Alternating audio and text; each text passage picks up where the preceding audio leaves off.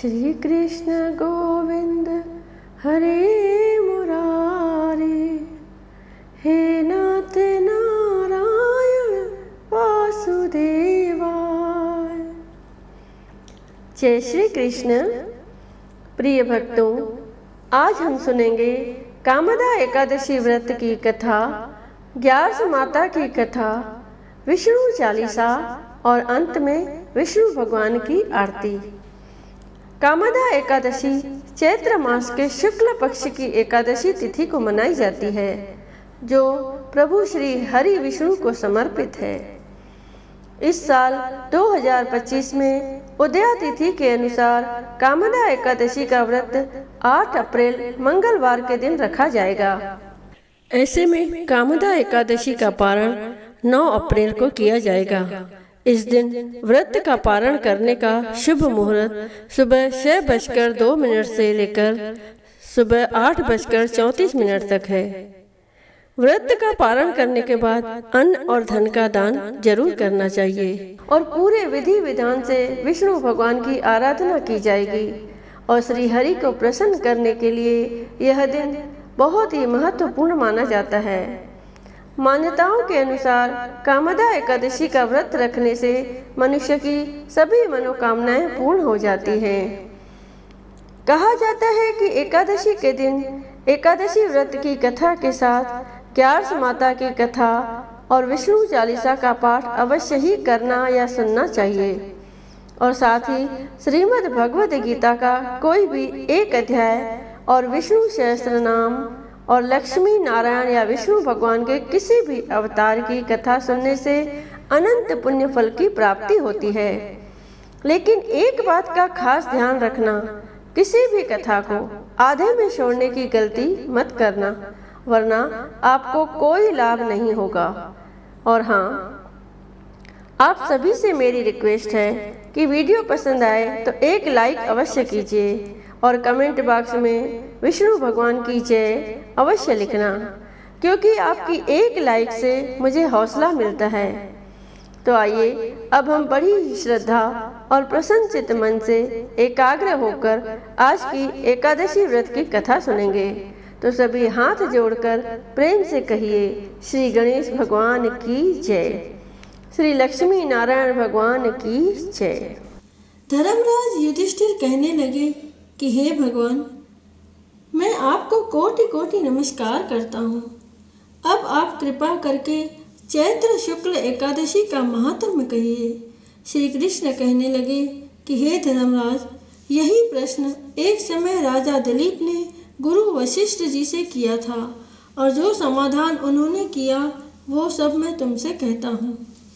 प्राचीन काल में भोगीपुर नामक एक नगर था। वहाँ पर अनेक ऐश्वर्यों से युक्त पुंडरीक नाम का एक राजा राज्य करता था। भोगीपुर नामक नगर में अनेक अप्सरा, किन्नर तथा गंधर्व वास करते थे। उनमें से एक जगह ललिता और ललित नाम के 2 स्त्री पुरुष अत्यंत वैभवशाली घर में निवास करते थे। उन दोनों में अत्यंत स्नेह था, यहाँ तक कि अलग अलग हो जाने पर दोनों व्याकुल हो जाते थे। एक समय पुंडरीक की सभा में अन्य गंधर्वों सहित ललित भी गान कर रहा था। गाते गाते उसको अपनी प्रिय ललिता का ध्यान आ गया और उसका स्वर भंग हो जाने के कारण गाने का स्वरूप बिगड़ गया। ललित के मन के भाव जानकर कारकोट नामक नाग ने पद भंग होने का कारण राजा से कह दिया। तब पुंडरीक ने क्रोधपूर्वक कहा कि तू मेरे सामने गाता हुआ अपनी स्त्री का स्मरण कर रहा है, अतः तू कच्चा मांस और मनुष्यों को खाने वाला राक्षस बनकर अपने किए कर्म का फल भोग। पुंडरीक के श्राप से ललित उसी क्षण महाकाय विशाल राक्षस हो गया। उसका मुख अत्यंत भयंकर, नेत्र सूर्य चंद्रमा की तरह प्रदीप्त तथा मुख से अग्नि निकलने लगी। उसकी नाक पर्वत की कंदरा के समान विशाल हो गई और गर्दन पर्वत के समान लगने लगी। सिर के बाल पर्वतों पर खड़े वृक्षों के समान लगने लगे तथा भुजाएं अत्यंत लंबी हो गई। कुल मिलाकर उसका शरीर 8 योजन के विस्तार में हो गया। इस प्रकार राक्षस होकर वह अनेक प्रकार के दुख भोगने लगा। जब उसकी प्रियतमा ललिता को यह वृत्तांत मालूम हुआ तो उसे अत्यंत खेद हुआ और वह अपने पति के उद्धार का यत्न सोचने लगी।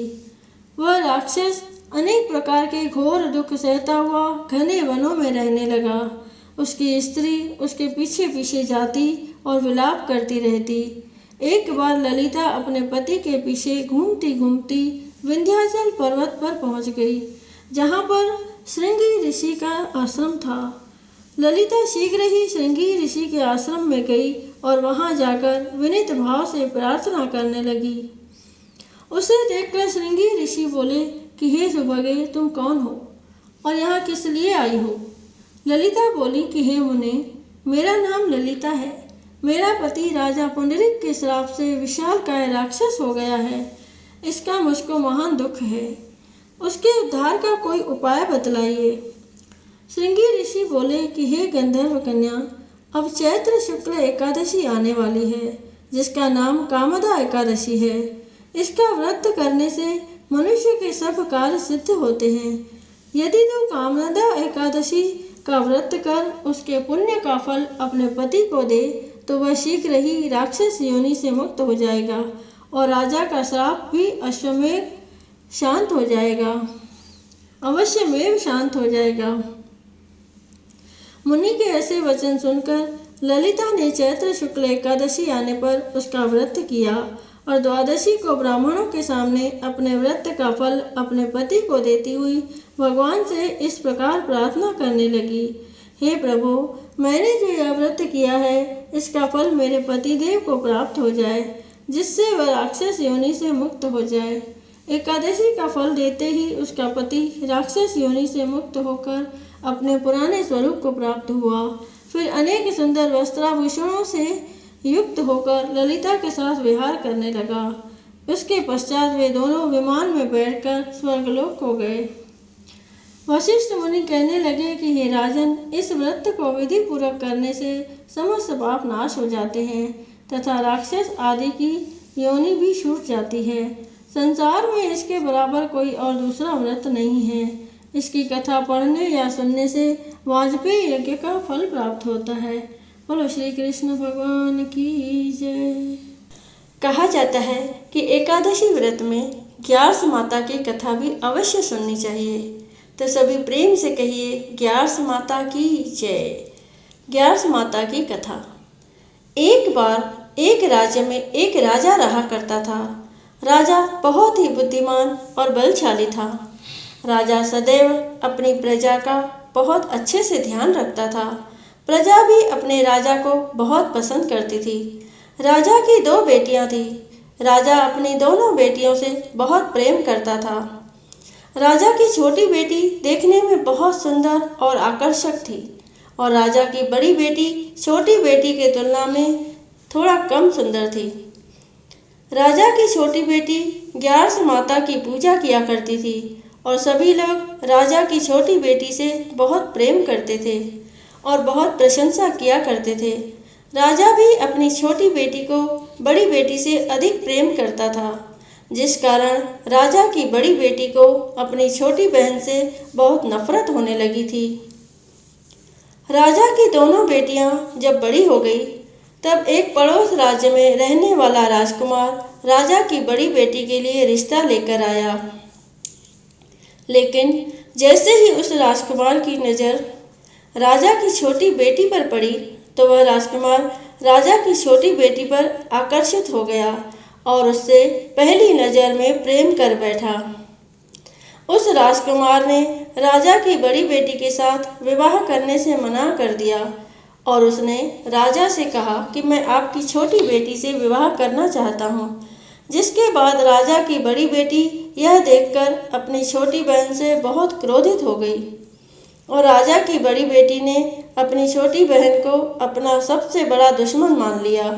राजा की बड़ी बेटी ने अपनी छोटी बहन से बदला लेने का निर्णय लिया, जिसके लिए उसने अपनी छोटी बहन को जान से मारने का प्लान बनाया। राजा की बड़ी बेटी ने अपनी छोटी बहन को मारने के लिए सबसे पहले एक लड्डू में जहर मिलाकर अपनी छोटी बहन को दे दिया और उसको लड्डू खाने के लिए कहा। लेकिन लड्डू खाने के बाद भी छोटी बहन को कुछ नहीं हुआ। बड़ी बहन यह देखकर बहुत आश्चर्यचकित हो गई। लेकिन बड़ी बहन ने हार नहीं मानी और उसने जब रात में छोटी बहन अपने कमरे में सो रही थी तब एक मटके में सांप रखकर उसे कमरे में छोड़ दिया। लेकिन सांप भी छोटी बहन का कुछ नहीं कर पाया। जिसके बाद बड़ी बहन ने अपनी छोटी बहन से कहा कि चलो हम लोग कुएं में से पानी भर कर लाते हैं। जिसके लिए वह अपनी छोटी बहन को पानी भरने के बहाने कुएं के पास ले गई और उसने अपनी छोटी बहन को कुएं में धक्का दे दिया। लेकिन छोटी बहन को तब भी कुछ नहीं हुआ, क्योंकि हर बार ग्यारस माता उसकी रक्षा कर रही थी और उधर बड़ी बहन अपने सारे प्रयासों के बाद असफल हो रही थी, जिससे वह बहुत क्रोधित होती जा रही थी। फिर उसने अपनी छोटी बहन के पास जाकर उससे खुद ही पूछा कि मेरी छोटी बहन, तुमको पता है भगवान ने सबकी मृत्यु एक निश्चित समय पर लिखी हुई है और कैसे तुम्हारी मृत्यु होगी, क्या तुम यह जानती हो? क्या यह तुम जानती हो? तब छोटी बहन ने अपनी बड़ी बहन को बताया कि हाँ, मैं तो जानती हूँ मेरी मृत्यु कैसे होगी। छोटी बहन से यह सुनकर बड़ी बहन मन ही मन बहुत प्रसन्न होने लगी और उसने अपनी छोटी बहन से कहा कि तो मुझे अपने मृत्यु का राज बताओगी। छोटी बहन ने अपनी बड़ी बहन से कहा कि मेरी मृत्यु तो एक तोते में है। जो तोते के गले में एक हार है, उससे मेरी मृत्यु होगी। जब तक कोई भी व्यक्ति तोते को मारकर वह हार अपने गले में पहनेगा तो मैं मूर्छित हो जाऊंगी, और जैसे ही उस हार को अपने गले से उतारेगा तो मैं वापस से जीवित हो जाऊंगी। अपनी छोटी बहन की मृत्यु का राज जानकर बड़ी बहन बहुत ही खुश हो गई और उसने अपनी छोटी बहन को मारने के लिए उसके पालतू तोते को ढूंढना शुरू कर दिया। और छोटी बहन को इस बात का आभास हो गया था कि कोई उसकी जान लेना चाहता है, जिसके लिए वह अपने पिताजी के पास गई और उसने अपने पिताजी से कहा कि पिताजी, मेरी मृत्यु के बाद आप मुझे जलाइएगा मत, बल्कि आप मुझे अपनी पुरानी वाली हवेली में एक पलंग पर लिटाकर छोड़ दीजिएगा। अपनी छोटी लड़की की यह बात सुनकर राजा बहुत आश्चर्यचकित हो गए। राजा ने अपनी छोटी बेटी से पूछा, बेटी तुम यह क्या कह रही हो? तब राजा की छोटी बेटी ने बताया, पिताजी, समय किसी के लिए नहीं रुका है, कब क्या हो जाए किसी को कुछ नहीं पता। फिर राजा ने अपनी छोटी बेटी से कहा कि तुम ऐसी बातें क्यों कर रही हो? 2-3 दिन में तुम्हारा विवाह है। लेकिन छोटी बेटी ने अपने पिताजी को ऐसा करने पर मजबूर कर दिया और उनसे वचन ले लिया। राजा ने भी अपनी छोटी बेटी की बात स्वीकार कर ली और 2-3 दिनों के बाद जब शादी का समय आया तब राजकुमार बारात लेकर राजा के घर आया और राजकुमार और राजा की छोटी बेटी का विवाह शुरू हो गया। जैसे ही राजा की छोटी बेटी राजकुमार के साथ फेरे लेना शुरू करती है तो उसकी बड़ी बहन अपनी छोटी बहन के कमरे में जाकर उसके तोते को पकड़ लेती है और उसको जान से मार देती है। तोते की गले में जो हार था उसको अपने गले में धारण कर लेती है। जैसे ही बड़ी बहन उस हार को अपने गले में धारण करती है तो उधर छोटी बहन 3.5 ही फेरे ले पाती है और वहीं पर बेहोश होकर गिर जाती है। जिसके बाद राजा ने बड़े बड़े दर्द हकीमों को बुलवाया और अपनी छोटी बेटी का इलाज करने के लिए कहा। राजा की बात सुनकर वैद्य ने छोटी बेटी को जब चेक किया तो राजा को बताया कि आपकी छोटी बेटी न तो जीवित है और ना ही मरी हुई है। यह मैं ऐसा पहली बार देख रहा हूँ। राजा ने वैद्य और हकीम को यह बात बाहर बताने से मना कर दिया और उनको कहा कि अगर तुमने यह बात किसी को बाहर बताई तो हम तुम्हें फांसी दे देंगे। राजा ने अपनी छोटी बेटी को पुराने महल में जाकर एक पलंग में लिटा दिया और वहाँ पर कुछ सैनिक को तैनात कर दिया। वापस अपने महल पर आ गया। राजा की बड़ी बेटी अपने पिताजी के पास आई और कहने लगी कि पिताजी, अगर यह शादी संपन्न नहीं हुई तो आपकी इज्जत का क्या होगा? आप कहें तो मैं आपकी इज्जत बचाने के लिए राजकुमार से शादी करने के लिए तैयार हूँ। जिसके बाद राजा ने अपनी बड़ी बेटी की बात मान ली और राजा ने बड़ी बेटी को छोटी बेटी के कपड़े पहनाकर मंडप में भेज दिया। लेकिन राजकुमार यह जान गया कि यह राजा की छोटी बेटी नहीं है, बल्कि यह राजा की बड़ी बेटी है। लेकिन जब राजकुमार ने शादी करने से मना किया तो सभी लोगों ने राजकुमार को विवश करके राजा की बड़ी बेटी से बचे हुए फेरों को संपन्न करा दिया और विवाह करवा दिया। जिसके बाद राजकुमार राजा की बड़ी बेटी को अपने महल ले गया। राजकुमार राजा की बड़ी बेटी से ना तो बात करता था, न ही उसको पसंद करता था और ना ही उसके आसपास भटकता था। और राजकुमार ने यह फैसला लिया कि वह अपनी प्रेमिका को ढूंढ कर रहेगा और यह जान कर रहेगा कि उसके साथ हुआ क्या है।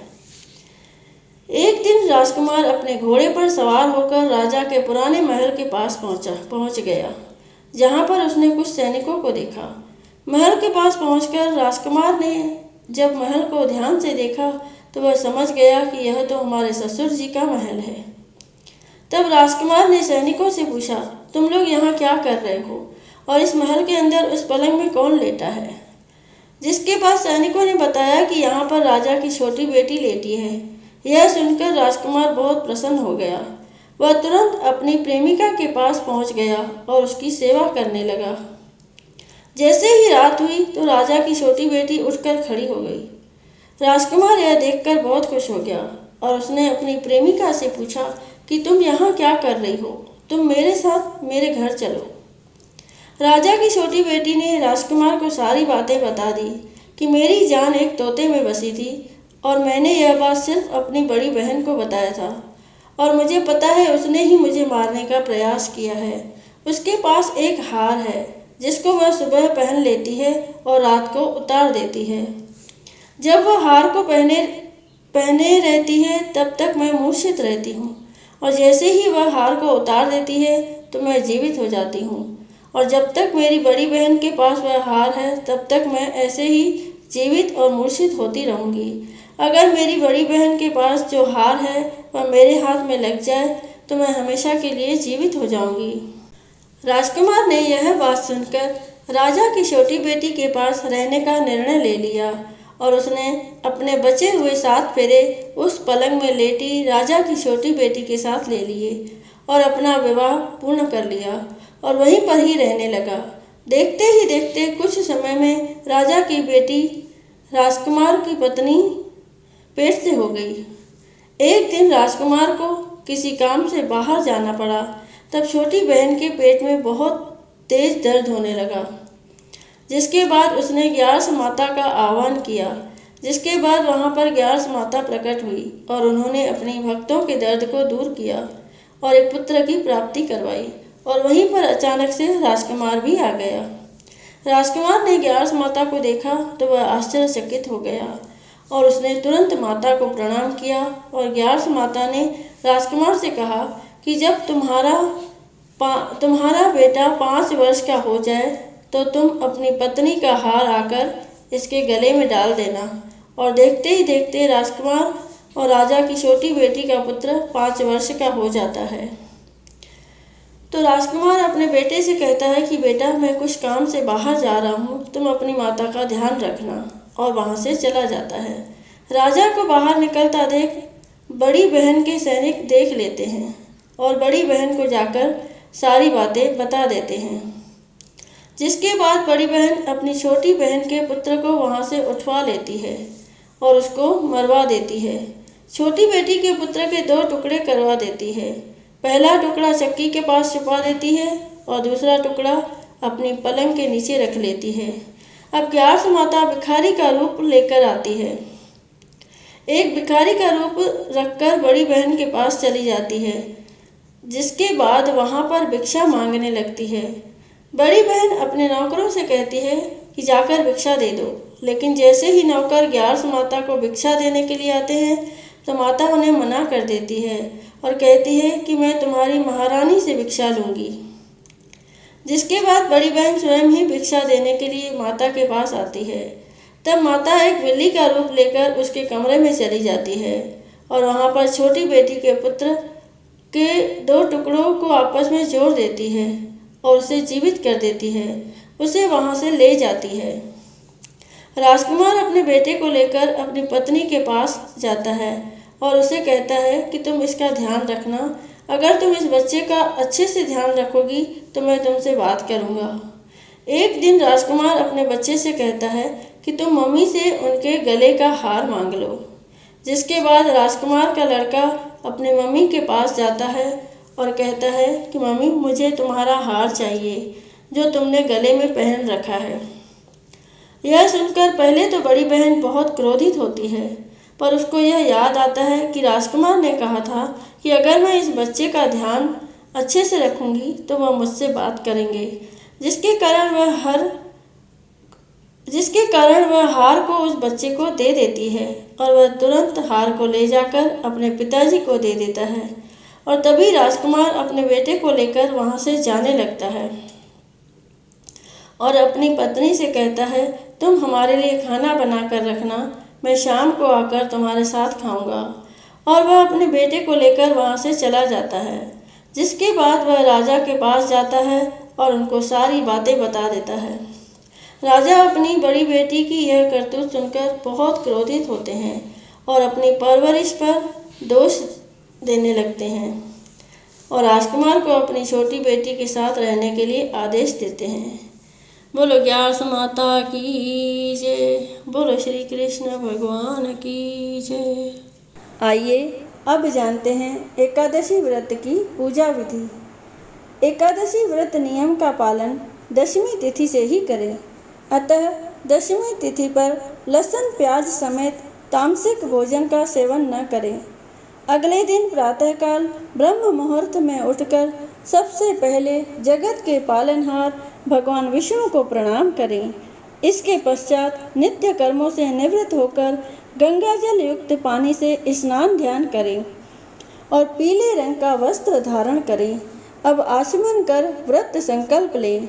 इसके बाद भगवान भास्कर को जल का अर्घ्य दें और निम्न मंत्र से जगत के पालनहार भगवान विष्णु का आह्वान करें।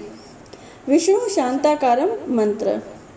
शांताकारं भुजगशयनं पद्मनाभं सुरेशं विश्वधारं गगनसदृशं मेघवर्णं शुभांगं लक्ष्मीकान्तं कमलनयनं योगविरजान् गम्यं वन्दे विष्णु भवभयहरं सर्वलोकैकनाथं।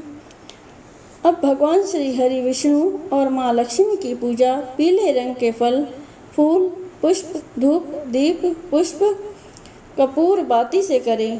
भगवान को प्रसाद में पीले रंग की मिठाई अर्पित करें। इसके बाद एकादशी व्रत कथा पाठ और ग्यारस माता की कथा और विष्णु चालीसा का पाठ करें या सुनें और अंत में आरती कर सुख समृद्धि और धन वृद्धि की कामना करें। दिन भर उपवास रखें। संध्या काल में आरती कर फलाहार करें। अगले दिन पारण करें। रात्रि में जागरण करें और विष्णु सहस्त्र नाम का पाठ करें या सुनें। बोलिए लक्ष्मी नारायण भगवान की जय।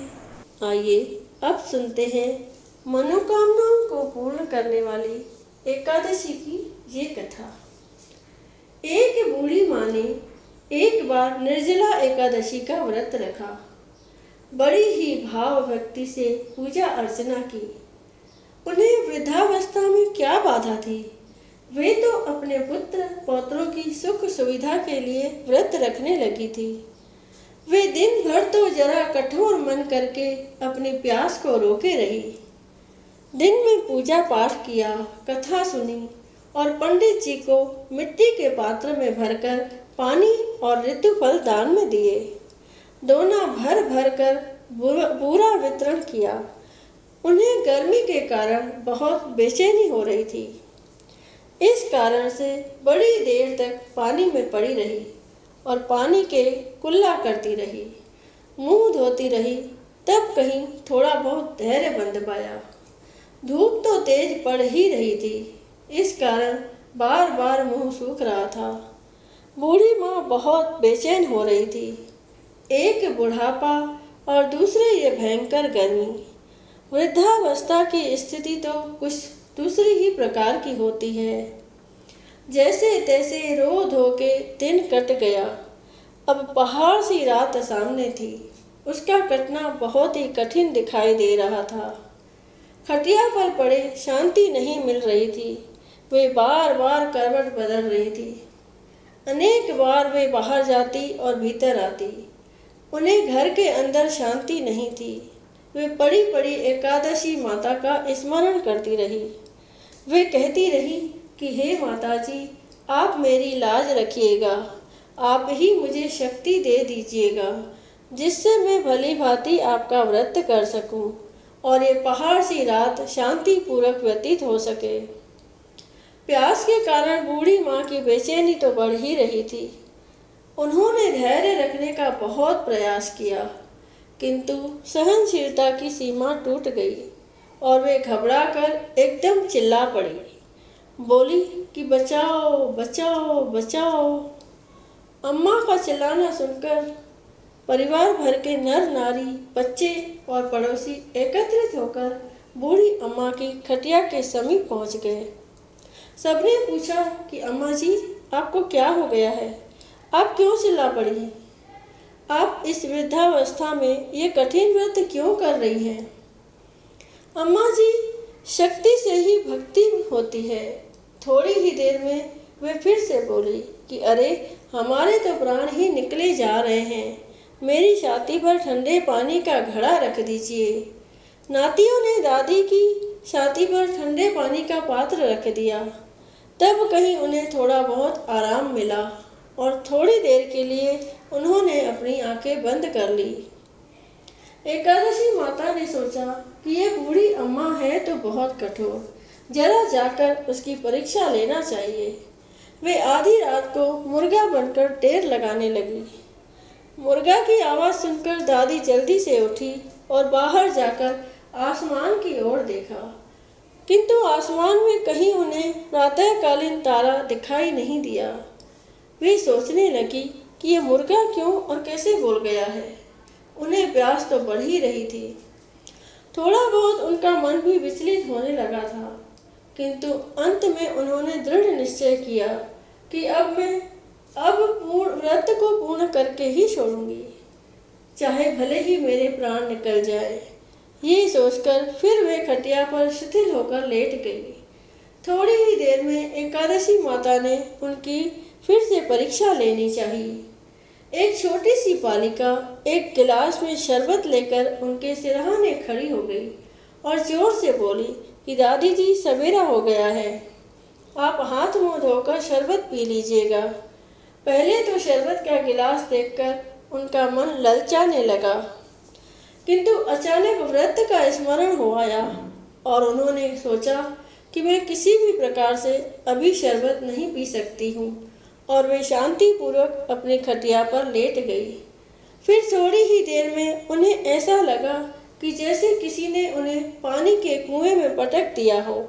वे बड़ी देर तक उस कुएं में हाथ पांव चलाती रही, किंतु उन्होंने अपने मुंह में पानी की एक बूंद भी नहीं जाने दी और वे दृढ़तापूर्वक अपना व्रत पालती रही। थोड़ी ही देर में न जाने कहां से सामने आग जलने लगी, जिससे भारी गर्मी बढ़ने लगी। प्यास के कारण प्राण निकलने लगे, किंतु बूढ़ी अम्मा का कुछ भी नहीं बिगाड़ पाए। वे जहाँ की तहाँ मुस्कुराती हुई सी बैठी रही। थोड़ी ही देर में बाहर प्रकाश दिखाई देने लगा। ऐसा लगा कि जैसे सवेरा हो गया हो। बूढ़ी अम्मा ने जब बाहर निकलकर देखा तो समझ गई कि अभी सवेरा होने में 3-4 घंटे की देरी है। यह जानकर वे शांतिपूर्वक इधर उधर घूमने फिरने लगी। एकादशी माता ये बात अच्छी तरह से समझ गई कि ये बूढ़ी अम्मा किसी भी प्रकार से अपने व्रत से नहीं टल सकती। वे उनके सत्य व्रत को अच्छी तरह से समझ गई। सवेरा होते ही बूढ़ी माँ ने स्नान किया, भगवान का पूजन पाठ किया, एकादशी माता की कथा सुनी, ब्राह्मणों को दक्षिणा देकर भोजन कराया। तब कहीं उन्होंने जल ग्रहण किया। कन्याओं को भोजन कराने के बाद अम्मा ने भोजन किया। उस श्रेष्ठ व्रत के प्रताप से बूढ़ी अम्मा की आयु में वृद्धि हो गई। उनका घर परिवार हरा भरा हो गया। घर में अब उनके कोई अभाव नहीं रहा। वे हर तरह से सुख साधनों से संपन्न हो गई। नाती नतनों से उनका घर भर गया और वे उसी दिन से 12 महीने की एकादशी का व्रत करने लगी। एकादशी माता के व्रत के प्रताप से इस संसार में हर प्रकार के सुख भोगकर अंत में वैकुंठ धाम को चली गई। ऐसा है तुरंत फल देने वाला एकादशी माता का व्रत।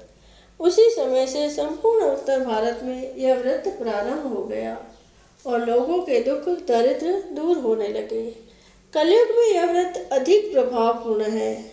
इस कारण से बुंदेलखंड की महिलाएं आज इस व्रत को भूल नहीं पाई। उन्हें इस व्रत को करने की विशेष इच्छा रहती है। जैसा एकादशी माता ने बूढ़ी माता और उनके परिवार को हरा भरा किया, वैसे ही एकादशी माता हम सभी की मनोकामनाओं को पूर्ण करे। बोलिए श्री लक्ष्मी नारायण भगवान की जय। बोलो विष्णु भगवान की जय। बोलो एकादशी माता की जय। बोलो ग्यारस माता की जय। जय जगदीश हरे स्वामी, जय जगदीश हरे। भक्त जनों के संकट, दास जनों के संकट क्षण में दूर करे। ओम जय जगदीश हरे। जो ध्यावे फल पावे, दुख बिन से मन का स्वामी, दुख बिन से मन का। सुख संपत्ति घर आवे, सुख संपत्ति घर आवे, कष्ट मिटे तन का। ओम जय जगदीश हरे। माता पिता तुम मेरे, शरण गऊँ मैं किसकी स्वामी, शरण गऊँ मैं किसकी। तुम बिन और न दूजा प्रभु, बिन और न दूजा, आस करूँ मैं जिसकी। ओम जय जगदीश हरे। तुम पूरन परमात्मा, तुम अंतर्यामी स्वामी, तुम अंतर्यामी। पार ब्रह्म परमेश्वर, पार ब्रह्म परमेश्वर, तुम सबके स्वामी। ओम जय जगदीश हरे। तुम करुणा के सागर, तुम पालन करता स्वामी, तुम पालन करता। मैं मूर्ख कलकामी, मैं सेवक तुम स्वामी, कृपा करो भरता। ओम जय जगदीश हरे। तुम हो एक अगोचर, सबके प्राणपति स्वामी, सबके प्राणपति। किस विध मिलूं दया में, किस विध मिलूं दया में, तुमको मैं कुमति। ओम जय जगदीश हरे। दीन बंधु दुख हरता, तुम ठाकुर मेरे स्वामी, तुम रक्षक मेरे। अपने हाथ उठाओ, अपने शरण बिठाओ, द्वार पड़ा तेरे। ओम जय जगदीश हरे। विषय विकार मिटाओ, पाप हरो देवा स्वामी, पाप हरो देवा। श्रद्धा भक्ति बढ़ाओ, प्रेमा भक्ति बढ़ाओ, संतन की सेवा। ओम जय जगदीश हरे। तन मन धन और संपत्ति सब कुछ है तेरा स्वामी, सब कुछ है तेरा। तेरा तुझको अर्पण क्या लागे मेरा। ओम जय जगदीश हरे। जगदीश्वर जी की आरती जो कोई नर गावे स्वामी, आरती जो गावे। कहत शिवानंद स्वामी, कहत शिवानंद स्वामी, मन वांछित फल पावे। घर लक्ष्मी आए, सब दुख मिट जाए। ओम जय जगदीश हरे। ओम जय जगदीश हरे स्वामी, जय जगदीश हरे। भक्त जनों के संकट